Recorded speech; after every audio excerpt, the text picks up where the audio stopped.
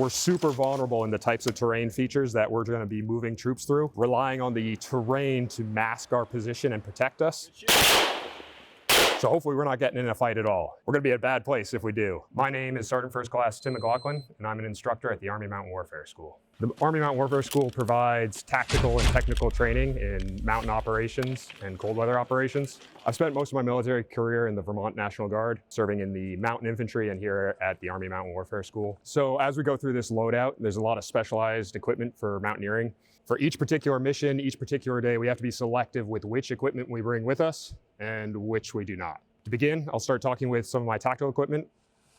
First thing in the winter months is dealing with oversnow mobility. In deep snow, it is hard to travel.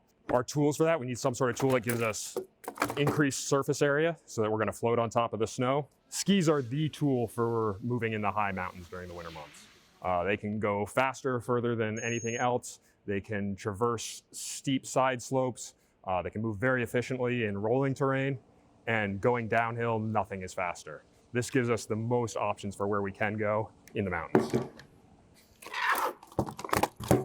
Snowshoes are lighter, cheaper, don't require any sort of specialized training. You can just strap them on and walk. They're significantly less efficient and limit where we can go in the mountains. We're certainly constrained to fewer and fewer avenues that we can use.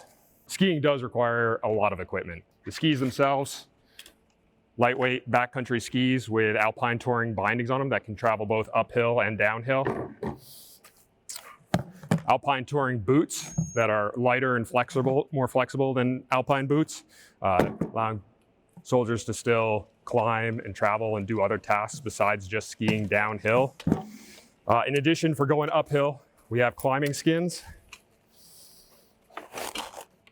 These are adhesive skins that go to the bottom of the ski for uphill travel. They'll slide well going forward and have small hairs that will grab the snow, allowing you to move upward. In addition, you may carry, especially in a military context, ski crampons for firm snow. These go right into the bindings and provide an extra little bite for like wind pack. Whether using snowshoes or skis, poles are a key piece of equipment moving in deep snow. So ski poles provide a rest for shooting off of. They provide additional stability. They also, if you've ever gone prone in the deep snow, it's hard to do. You're just going to sink down and not be able to get your weapon and your optics above the snow. They also provide, if we do go prone, the platform that we can rest our elbows on and push back up when we go to stand up again. So operating in the snow, we do want snow camouflage, blend in with our environment. It's hard no matter what, human beings stand out in the snow. We don't look like snow. So moving, it may not be super critical that we're wearing the snow camouflage. Oftentimes people are going to be able to observe us anyway. But especially once we get to our final location and go static, oftentimes we're hiding in the snow, right? We are digging in to create shelter. The snow can protect us both from the weather, it can protect us from observation. The snow is where we're going to be hiding. So we need to be able to hide in it. So over whites, especially in a wood environment, we're going to be wearing the pants at the least, may stay green and brown up top, and over white jacket as well. The other piece is an over white tarp. So this is for either covering packs or when we get in our final position, build our sight. We can use in whatever aperture we build, use this as a thermal screen, at least give us something between any optics looking at us and our body heat. It's not as good as natural snow. Natural snow is going to protect us a lot better, but it gives us something. It can also be used for building shelters. A lot of things you can do with cloth. Collecting snow, you pile up your snow in there for when you're making water at the end of the day. My kit for operating in the role of a mountain guide is extremely minimalist, right? My main job supporting a unit is to be able to climb through obstacles. I need something that I can climb and ski with, which means it can't be heavy. I need to be able to see my feet. I want to be able to layer over it with my warmer clothing, keep radio batteries warm and the like. So small chest placard, couple of magazines, med kit, and radio pouch. Shoot, move, communicate. With the high chest rig, one of the things it does is as we start doing technical mountaineering, it separates our tactical equipment from our technical equipment, right? So on a mountaineering harness, we'll have everything we need for putting in ropes, protecting ourselves, protecting the team. And then we have our fighting gear up high, so we're not having to work through both systems.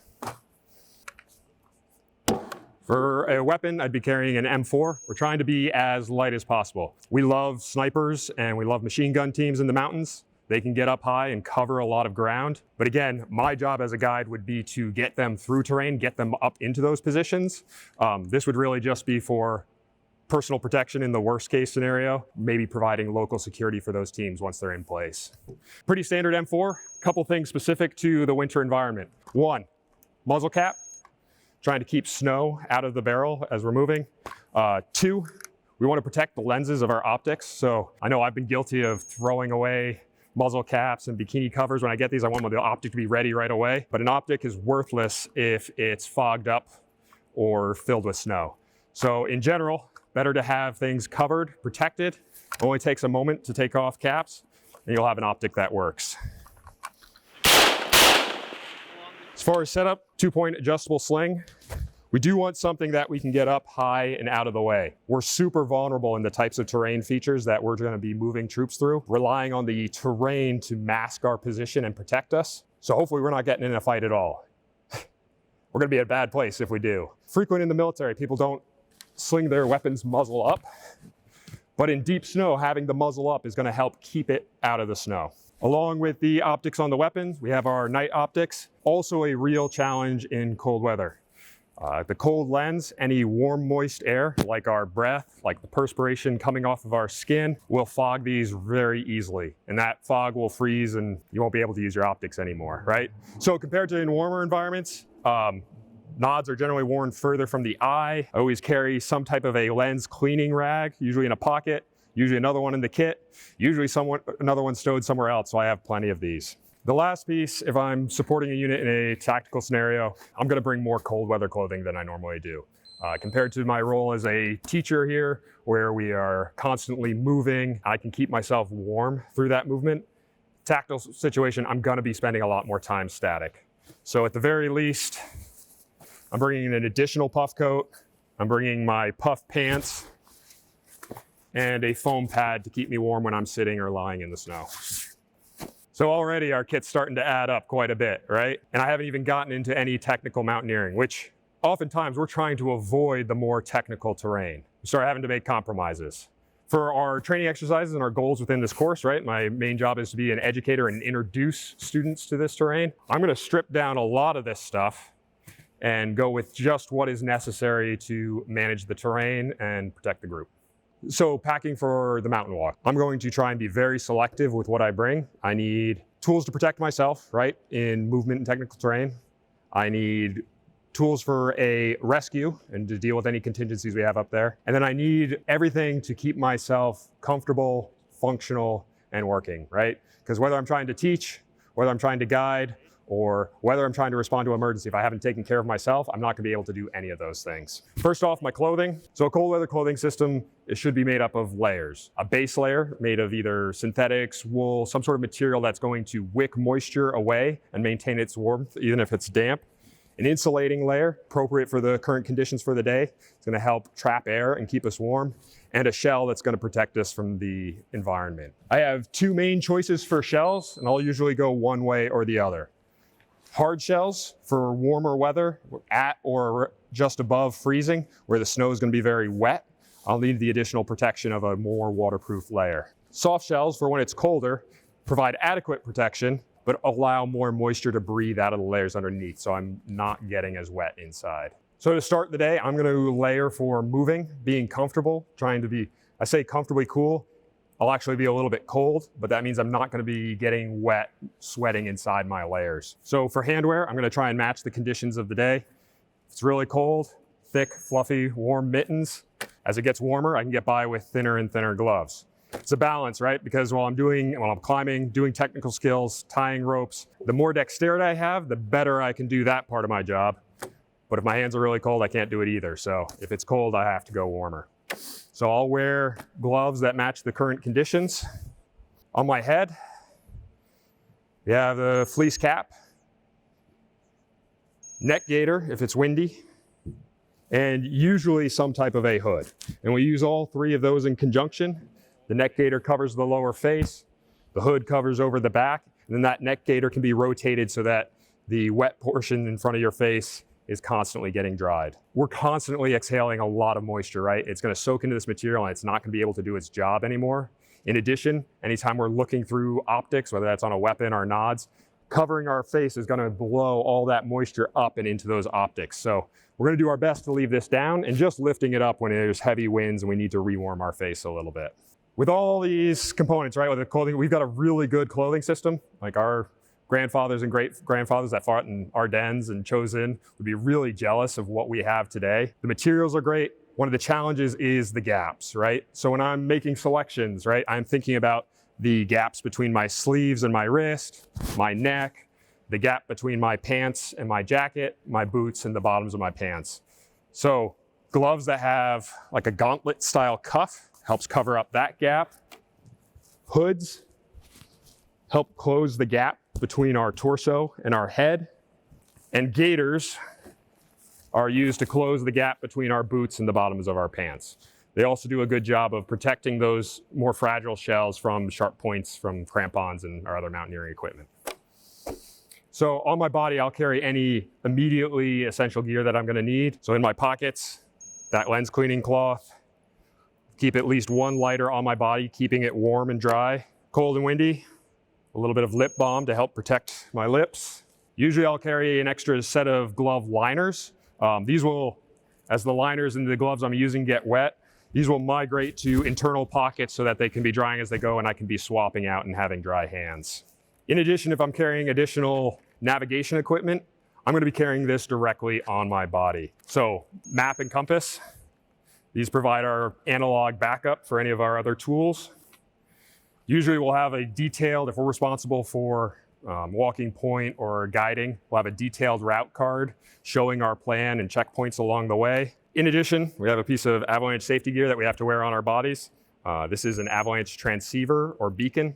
It's a small radio beacon that while we're in avalanche terrain, we have it on. It constantly emits radio pulses that if we're buried, the same tool can come out and be used to search for those signals. And if we can find the buried person under the snow. Avalanche beacon, it needs to be protected. It needs to stay on your body, right? It doesn't do us any good if it gets ripped away from us during the slide. So it's worn underneath your layers, protected in a chest harness where it's secured. There's a lot of ways an avalanche can kill you besides just burial. But if you're caught in an avalanche, you are buried. This is what's gonna turn like the possibility they might be able to rescue you before you asphyxiate versus like recovering your body. So this is my climbing harness. On the harness, I have mainly baseline equipment. So the general equipment we'll carry for climbing, the stuff I need to build rescue systems and to protect myself while I'm moving up and down. Rappel device for descending ropes, belaying climbers, a few locking carabiners, right, where we want additional security to secure a human load, a few cords for building anchors, shorter pre-tied cord for friction hitches, Prusix and auto blocks. And I carry a PAS, a personal anchoring system, some type of a tether to attach into anchors and fix ropes, protect myself while we're moving up there. That's my normal baseline. In addition, in the winter, I have ice clippers. These are fixed carabiners for racking ice screws so that they're easily accessible on the harness. And specifically for the mountain walk, I will be carrying a mechanical ascender. So an ascender is a tool, grabs onto a rope, goes up, doesn't go down. So we can have fixed ropes up through steeper steps with long sections where the soldiers can climb through it and they won't be exposed to a long fall. All right, which gets me to my pack. So our pack, you know, like oftentimes you look at soldiers in other environments, they think about their mission essential equipment being on their kit or on their body. In the cold, like everything is mission essential, right? Your pack is part of your mission essential equipment. Just not having another warm layer or jacket, extra set of mittens could be the difference between life or death. So this stays with us all the time.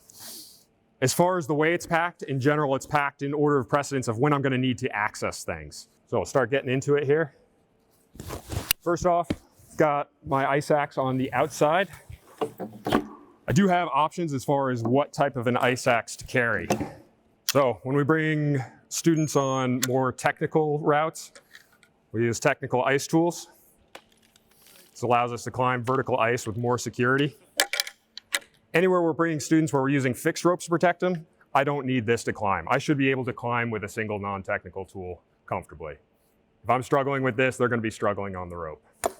The main choice I have is whether to bring a tool with an adze or a hammer. Early season, if I don't have good ice anchors and I'm looking at needing to pound pitons in ice-filled cracks, I'll bring the tool with a hammer so I can pound pins. If I'm anticipating digging in the snow, building snow anchors, maybe chopping steps in the ice, then I'm going to bring the ice axe with the adze, a more traditional ice axe. It's a hybrid tool, so it's got a little bit of curve and it's got a hand stop for when I'm climbing steeper.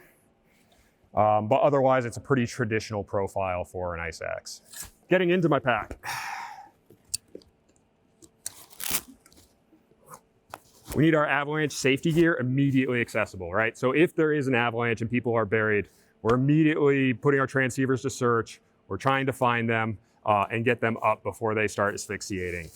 So our other pieces of avalanche gear are our shovel. These should be right on the outside of the pack, up near the top, and our probe. So a probe is a long collapsible pole. So avalanche probe, it's a long collapsible pole. This is used to confirm the location once we've finished our beacon search. Then collapsible metal shovel, let's dig them out. Balance of these, right, they have to be durable. You're always striking that balance of like, the smaller the shovel, the easier it is to carry, but the harder to actually dig. So you want a big enough shovel to dig up your friends when they can't breathe. So talking about the pack itself, it's a mountaineering pack. This is in the 50-liter range. This is pretty standard for our like light day winter mountaineering. It's got enough space for all our cold weather stuff and our technical stuff, but small enough that we can still climb with it. It's like a single body top loading. It's got a lid for stuff we need immediately accessible, but otherwise it's a pretty stripped down pack without a lot of features because they're trying to keep the pack as light as possible. So next on top would be my crampons. Crampons would go on after the harness. Crampons are simply spikes that we wear on the bottom of our feet, right? Spikes on the bottom for while we're walking flat on the ground, and horizontal spikes in the front for climbing steeper ice or snow. These are general purpose crampons. They have horizontal tips with a wider profile than some more technical crampons. But for where we're trying to bring our students, we're looking at a lot of snow, mixed ice and snow. These are pretty durable. They hold up pretty well. Does everything we need them to do. All right, next in my pack is things to keep me comfortable throughout the day. So I'll want to have access to my water. Water, if you keep it outside of a pack on an exposed kit, it's going to freeze really easily. These need to be protected from the cold weather. Maybe conditions this week, it's not critical to have the insulated cover, especially if it's inside my pack, wrapped up in a jacket. But if it gets much colder, this is absolutely mandatory equipment. I usually start the day, I fill it with tea, either tea or coffee, something warm that I can drink throughout the day. Next, I'd have one additional warm layer. This could be like a fleece or a light jacket. Something just as I move, I can layer up or down with, right? The way I'm layered when I step off is for high activity. As we start getting into steeper terrain, there's gonna be more pauses, there's gonna be choke points, movement's gonna slow. I'm gonna want an additional layer to stay comfortable during those times. The other piece, and it's a bit of a maybe, is goggles. High wind days, these are absolutely critical. You need to be able to see. These goggles are different than most military goggles. Most goggles are ballistic goggles designed to protect you from fragmentation and shrapnel and the like. These are not ballistic, but they are double pane. So like a ballistic goggle has a single pane that in cold weather, the glass will become cold and it will almost instantly fog up against your warm eyes. So these have a double pane, a little air gap between the two lenses so that it won't fog up as easily. Beyond that is food for the day. We instructors, we fend for ourselves, so it's usually a sandwich, bread, meat, and cheese. Our students get cold weather MREs. The big thing we're thinking about with food for the day is things that won't freeze, right? Some food is great, even if it's frozen. Other things, it becomes unchewable, right? Energy bars, things that harden up, like they need to be kept in your clothing to keep them warm and soft. Other things, it doesn't matter as much. Still awfully nice to, even with something you're not worried about freezing, awfully nice to put it right next to your hot tea, so it's nice and warm when you pull it out. Below that in the pack, I'm starting to get out of personal comfort gear and into emergency gear. So the next piece I'm going to need is a rope. So our students will carry for a rescue. As an instructor, I do want an additional rope. So this serves two main roles. It's either if I need to get a single like ambulatory student down, say someone broke a collarbone, injured their arm somehow, they can still walk. I'm going to use this rope to protect just them, get them down, and get them to higher care. I do have two main choices on rope. Skinny dynamic climbing rope is what I would use if I was escorting like a small team in a tactical situation. If we're climbing on the rope, we're looking for something like this. If I'm escorting a larger group, let's say squad size or larger, or I'm more concerned about rescue, fixed ropes, the durability of a static rope is going to be better suited. Cool, so now I'm starting to get into rescue and anchoring gear. So ideally, if we have to rescue somebody, we're going down with them. Lowering is always better than raising, but if we have to raise, pulleys make a huge difference in our efficiency. So as an instructor, I'll carry a couple of pulleys, a couple extra pieces of webbing for getting creative with anchoring, and then anchoring materials. So one of our main tools in the winter is our ice screws. They have sharp teeth, hollow core. These just get screwed into the ice and become what we can secure ourselves to. Got a full selection of them, right? I'll usually carry at least one or two shorter screws in case I need to build anchors where we don't have much ice. In addition, I'll carry a longer screw and a thread tool. So a thread tool is just a small sharp hook that we use when we drill a hole through the ice. We can pull a piece of rope or cord through it. In addition, I'll carry a small assortment of rock gear, not a full climbing rack.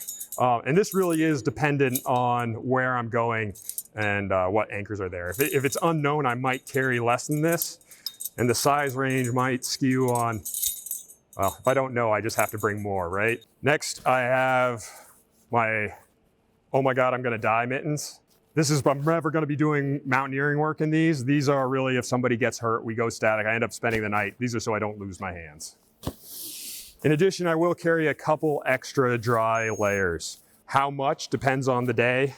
This will vary, but at the least, I try and keep a warm hat, additional glove liners, maybe an additional base layer. If the base layer gets really wet, sometimes it's nice just to have that dry layer against the skin as you dry out the other layers. Towards the bottom of my pack, I have a first aid kit. Less focus on bleeding control compared to an IFAK. I've got a lot more bumps and bruises, small cuts type of treatment gear, types of things. Someone gets hit with an ice tool, gets hit by falling ice, they have small lacerations. Don't have to stop gunshot bleeds, but we want to be able to clean people up, tape them up. I will carry a little bit of additional gauze and tape in here as well. Perhaps a cravat, but more of a general purpose kit. For additional first aid gear, I do keep a SAM splint inside the frame of my pack. These don't take up much space. They don't fit in the kit, but if we do have to splint, like especially arm, elbow, wrist injuries, make it a lot easier for us. So main body of the pack is empty now, just getting to the lid of the pack. So the lid, this particular pack has two compartments, one underneath, one on the top. Generally the top is stuff that I need to access throughout the day. So I do keep a warmer face mask in there. I do like, if I'm gonna be wearing goggles, something that has holes to direct that warm, moist air away from the goggles. So this only comes out if it's really windy. I've got my radio that we'll be operating on for the day, got more chapstick, and a few snacks. Maybe some sunscreen if it's gonna be sunny out there. On the underside, it's usually more emergency gear. So I've got a couple sets of hand warmers. These aren't for me. I try and dress warm enough that I'm gonna stay warm. This is really for, if we have students with really cold hands, we can give them something to actively warm them. In addition, extra crampon bars. These break fairly frequently. So if a student has a blowout up high in the gully, we have a replacement for them. Ski strap, sort of a dual strap. It's great for splinting, great for securing things, great for equipment repairs. Headlamp, in case things go late. Spare batteries. I will be perhaps bringing a snow saw for isolating columns to do tests, trying to identify unstable layers in the snowpack. My snow study kit, right? Will have all the tools that I need for looking at that snow, making a record of it so that we can track it throughout the season. Crystal card for looking at the snowflakes, a loop, so a small magnifying glass, again, to examine those snowflakes, and then notebook to record everything that we're seeing out there. And we'll try and track that throughout the season. Different seasons, I might be carrying different anchoring gear, right? Sometimes things are really icy. I don't need that rock gear. Springtime, early summer, nice firm snowpack. I might be bringing snow anchors with me. The snow is light and fluffy right now. This time of year, if we were gonna make snow anchors, it'd be with skis, not with these. Did forget a pretty important piece of equipment. My helmet. So that is it. This is all the gear that if I was guiding a unit, this is everything that I'd be bringing with me. You know, if we start doing this at war, I'm gonna be bringing even more. Might have to get a bigger pack. Snowshoes, if we wanna bring those. I hate snowshoes. It really is though, for most of the Army, it's the answer. Like, it takes years of practice to develop good skiers. Dudes need to be specially selected for it, so. But you suck.